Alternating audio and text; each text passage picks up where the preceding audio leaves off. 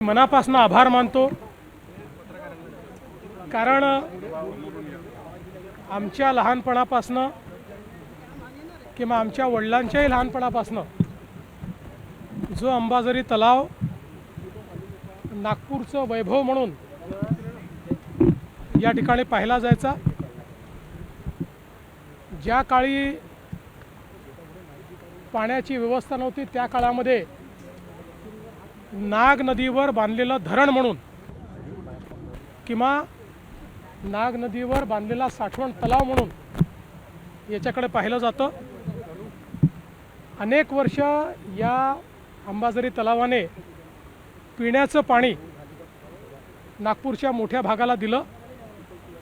नंतरच्या काळामध्ये पर्यटनाकरता याचा उपयोग होत होता।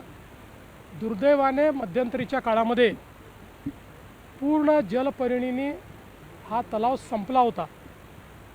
पाण्याचा थेंब देखील दिसत नव्हता आणि नागपूरकरांना चिंता होती की आपला सर्वात आवडता लाडका अंबाझरी तलाव हा नामशेष झाला की काय।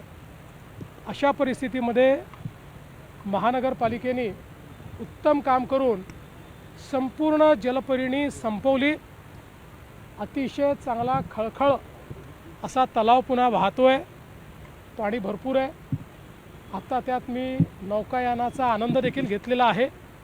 आता पुन्हा एकदा एक उत्तम पर्यटन स्थळ म्हणून याचा विकास करण्याकरता महाराष्ट्र शासन महानगरपालिकेला मदत करेल। हिंगणा एमआयडीसी असेल किंवा वाडी नगर परिषद परिसर तिथून प्रदूषित पाणी या भागामध्ये ती एक कायमस्वरूपी समस्या राहणार आहे। नाही, ती समस्या याकरता राहणार नाही की आता वाडीचा 13 MLDचा STP हा तयार झालेला आहे आणि पुढच्या 2 ते 3 महिन्यात तो STP कार्यान्वित झाल्यानंतर जे वाडी नगरपालिकेचं किंवा तिकडच्या MIDCचं घाण पाणी या ठिकाणी यायचं ते सगळं पाणी शुद्ध होऊनच येणार आहे।